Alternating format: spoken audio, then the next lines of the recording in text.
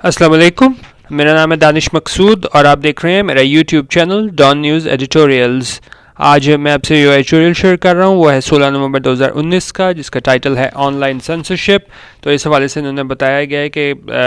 हमारे पास इलेक्ट्रॉनिक और print media पे तो पाबंदियाँ हैं ही, लेकिन जो ख़ास तौर पे हमारे पास सोशल मीडिया पे क्योंकि बहुत ज़्यादा यूज़ होता है, तो अब जो पाबंदियाँ लगाई गई हैं गवर्नमेंट की जानिब से भी, मतलब कि इनके कहने पे फेसबुक ने काफ़ी पोस्ट वगैरह रिस्ट्रिक्ट की थी। तो उस हवाले से उन्होंने बताया है कि अब सोशल मीडिया भी इस चीज़ से महफूज नहीं रहा है ऑनलाइन पॉलिसिंग के हवाले से। तो उस हवाले से इन्होंने ये बताया है कि किस तरीके से अब पहले तो ये होता था कि जी प्रिंट मीडिया के पीछे जाएं और हमारे पास इलेक्ट्रॉनिक मीडिया के पीछे, लेकिन अब जो है हमारे पास सोशल मीडिया पे भी कदगन काफ़ी लगाया जा रहा है। उस हवाले से उन्होंने बताया है ऑनलाइन सेंसरशिप के ऑनलाइन जो यहाँ पे हमारे पास सेंसरशिप आती है। स्टार्ट करते हैं। Given the growing number of unspoken and confusing restriction on the countries media, उन्होंने कहा ये देखते हुए कि जितनी ज़्यादा हमारे पास रिस्ट्रिक्शंस है यानी पाबंदियाँ हैं, किस पे, कंफ्यूजिंग कि ना समझ आने वाली पाबंदियाँ हैं, किसके ऊपर, मीडिया के ऊपर हमारे। इट इज़ नो सरप्राइज, और इसमें किसी किस्म की कोई हैरानी या चंबे की बात नहीं, that online policing of content के हम देखें ऑनलाइन भी जो है हमारे पास content, specially on the social media, के सोशल मीडिया पे जो कंटेंट मतलब लोग आपस में एक दूसरे से कम्युनिकेट करने के लिए यूज़ करें, हैज़ ऑल्सो इंक्रीज्ड। तो इसके लिए भी ये भी क्या बढ़ गया है कि ज़्यादा इसको देखा जा रहा है कि लोग क्या शेयर कर रहे हैं, इस पे ज़्यादा कड़ी निगरानी की जा रही है। A Facebook transparency report has revealed that in the first half of 2019, उनका फेसबुक ट्रांसपेरेंसी रिपोर्ट जो थी उसने क्या ये रिवील किया है, क्या उससे हमें पता चला है कि फर्स्ट हाफ ऑफ 2019 में क्या हुआ है। The social media giant restricted around 5700 posts in Pakistan on the governments request. कि सोशल मीडिया जायंट कौन है, फेसबुक, और उसने रिस्ट्रिक्ट किया कितनी 5700 पोस्ट्स को पाकिस्तान में, और वो किसकी रिक्वेस्ट पे किया, गवर्नमेंट के रिक्वेस्ट पे किया अकॉर्डिंग टू द रिपोर्ट। और रिपोर्ट में ये बताया गया है कि भाई क्यों ऐसा किया गया। The number of complaints filed by PTA, ने कहा पीटीए की जानिब से जो पाकिस्तान टेलीकम्युनिकेशन अथॉरिटी जो है उसकी जानिब से ये कंप्लेंट फ़ाइल की गई थी, शिकायत जो है दर्ज कराई गई थी, और वो क्या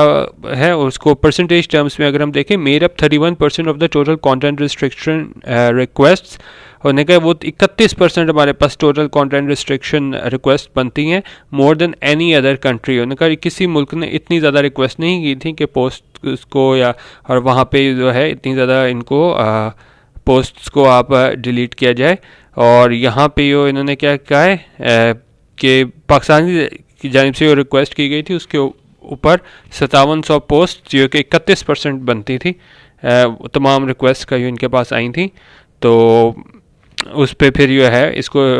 रिस्ट्रिक्शन लगाई गई 5700 पोस्ट्स के ऊपर।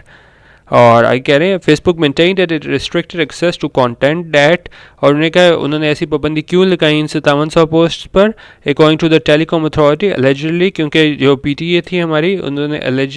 वो क्या उन्होंने कहा कि एलिजिडली वायलेटेड लोकल लॉज। उन्होंने कहा वहाँ पे जो लोकल लॉज हैं उसकी इन्होंने ख़िलाफ़ वर्जी की है परटेनिंग टू ब्लास्फेमी। और इसमें उन्होंने कहा क्या क्या वजूहात शामिल थी कि इन पोस्ट में क्या क्या था कि इसको हमें रिस्ट्रिक्शन इस पर लगानी पड़ी। इसमें ब्लास्फेमी थी, डेफेमेशन थी, और क्रिटिसिज्म था किस बारे में, मुल्क की आज़ादी के बारे में, और किसके बारे में, एंड जुडिशरी के बारे में। दो Facebook is not bound to follow the local laws of any country. उन्हें कहा फेसबुक का मजाज नहीं है कि वो फॉलो करे वहाँ के लोकल लॉज किसी भी मुल्क के। जिस तरह अगर पाकिस्तान ने कह दिया कि जी आपने ये पोस्ट हमारे हिसाब से ये है, इसमें ये चीज़ें की खिलाफ वर्जी हुई है तो आप इसे बंद कर दो। तो उन्होंने कहा ये फेसबुक है वो मजाज नहीं है इस बात की कि वो फॉलो करे कि किसी दूसरे मुल्क के लोकल लॉज। लेकिन क्या है the company often complies with, लेकिन कंपनी जो है फेसबुक जो है वो कंप्लाई करती है, यानी कि अगर वो कोई गवर्नमेंट रिक्वेस्ट करे कि ये पोस्ट हटा दो तो फिर वो हटा देते हैं विद रिक्वेस्ट फ्रॉम गवर्नमेंट्स। और उन्होंने कहा गवर्नमेंट की तरफ से अगर रिक्वेस्ट आए और या किसकी तरफ से आए, security agencies and large corporations. उन्होंने कहा इनकी तरफ से मजाज तो नहीं है, लेकिन अगर रिक्वेस्ट आती है तो वो फिर वो इसकी कंप्लायंस कर देते हैं। This pragmatism has given rise to a lot of questions over the role of Facebook in compromising consumer data. उन्होंने कहा ये जो अप्रोच है फेसबुक की कि भाई आप फिर भी अगर वो गवर्नमेंट की जानिब से रिक्वेस्ट आए, गवर्नमेंट इंस्टीट्यूशन की जानिब से आए, सिक्योरिटी एजेंसीज की जानिब से आए, तो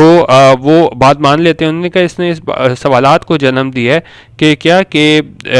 फेसबुक का ये रोल है किस चीज़ में, कॉम्प्रोमाइजिंग कंज्यूमर डाटा, क्योंकि अगर कोई दूसरी मुल्क मांगता है और आप दे देते हो, तो ये उस हवाले से बात कर रहे हैं कि ये क्या कर रहे हैं, कॉम्प्रोमाइज़ कर रहे हैं कंज्यूमर डेटा को, and facilitating the spread of false information and political manipulation. और उन्होंने कहा इसका वो फैसिलिटेट दे रहे हो, यानी के साथ दे रहे हो क्या फैलाने में, फॉल्स इन्फॉर्मेशन, गलत इन्फॉर्मेशन फैलाने में, और पॉलिटिकल मैनिपुलेशन, क्योंकि ज़ाहिर है दुनिया में हर मुल्क अलग अपनी जो पॉलिटिकल आइडियोलॉजी वो लेकर चल रहा होता है, और अगर सिर्फ फेसबुक हर मुल्क के कहने पे जो है वो करना शुरू कर दे बगैर देखे कि क्या वाकई ये सही है कि भी नहीं, तो फिर ये ऐसे ही है कि जिस तरह आप जो पॉलिटिकल जो है वो आप उसमें इन्वॉल्व हो रहे हो, बजाय इसके कि आप देखो कि वाकई भाई इसमें ऐसा कुछ है भी कि नहीं। लेकिन अगर आप सिर्फ रिक्वेस्ट अगर आए तो उसके ऊपर ये पोस्ट हटाना शुरू कर दो, तो ये एक ख़ास किस्म के स्पेशली ये कह रहे हैं कि जो डेटा है इनके कस्टमर्स का, जो यूज़र्स का फेसबुक का, वो भी क्या है, वो कॉम्प्रोमाइज्ड हो जाता है। आगे कह रहे हैं the result of such a controversial role, however, is that the truth is compromised, which in turn amplifies a one-sided narrative. उन्हें कभी हमें काफ़ी ज़्यादा क्या है, one-sided narrative देखने को मिलता है, क्योंकि ज़ाहिर है हुकूमत जो है अपने ख़िलाफ़ जितनी भी बातें हो रही होती हैं वो अगर फेसबुक पे, सोशल मीडिया पे कह के ख़त्म करा दे, तो हमें क्या नज़र आता है, वन-साइडेड नैरेटिव, एक तरफ की कहानी नज़र आती है। क्योंकि सोशल मीडिया को देखें, मकसद ये था कि हर किसी को शख्सी आज़ादी हो, वो बात कर सके, लेकिन अगर आप वहाँ पर पाबंदियाँ लगाना शुरू कर दो बगैर वजह के, तो ये फिर क्या होगा, ये सिर्फ आपको वन साइडेड नैरेटिव ही नज़र आएगा। In the absence of clear policies to curb the spread of false news by both the PT and Facebook, उन्होंने कहा कि एब्सेंस है, यानी कि कोई मौजूद नहीं है, क्या चीज़, क्लियर पॉलिसीज़ हमारे पास नहीं है, टू कर्ब के कम करना, क्या चीज़, the spread of false news के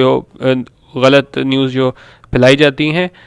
उसको कम करने का वो कोई पॉलिसी नहीं है, किसके जानिब से, पीटीए की और फेसबुक की जानिब से। The restriction of content it is critical of the states policies is tantamount to censorship, और उन्होंने कहा ये रिस्ट्रिक्शन ऑफ कंटेंट है, ये क्या है, ये tantamount उसके बराबर है, किसके, सेंसरशिप के। The PTA has already blocked access to around 900,000 websites, और उन्होंने कहा पीटीए ने क्या किया है, 9 लाख वेबसाइट्स पे तकरीबन जो है वो ब्लॉक कर दी हैं, some of which include internet editions of Indian newspapers that in the past year और so have also felt the wrath of the Modi government over criticism of its policies.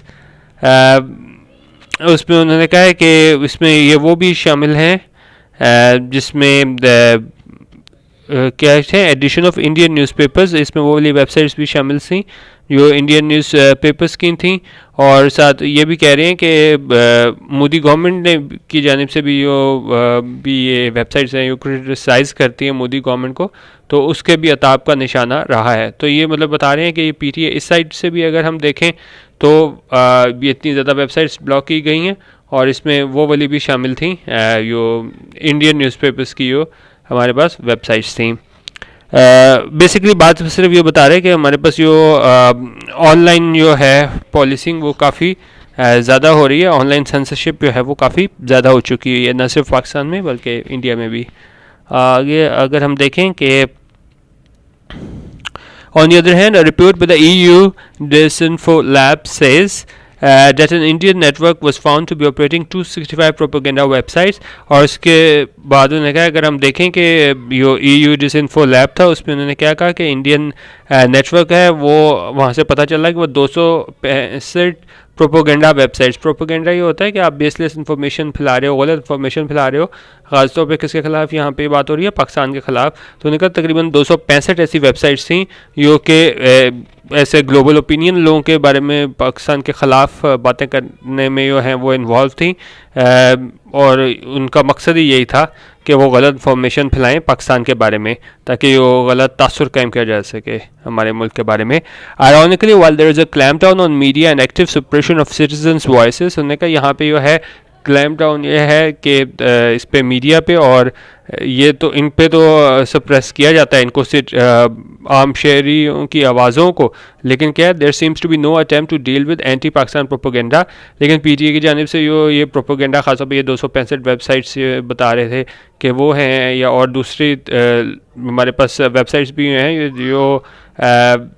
इसमें इन्वॉल्व हैं पाकिस्तान के ख़िलाफ़ प्रोपोगेंडा करने में। तो उन्होंने कहा पीटीआई इस तरफ जो है वो तवज्जो नहीं दे रहा, जो ख़ासतौर पे जो दूसरी हमारे पास वेबसाइट्स हैं वो प्रोपोगेंडा कर रही हैं। Perhaps the PTA should focus it's energies on targeting actual propaganda. उनका पीटीए को जो है बजाय इसके कि यहाँ पे ध्यान देने के बजाय कि सोशल मीडिया वगैरह पे कि क्या हो रहा है, उसको असल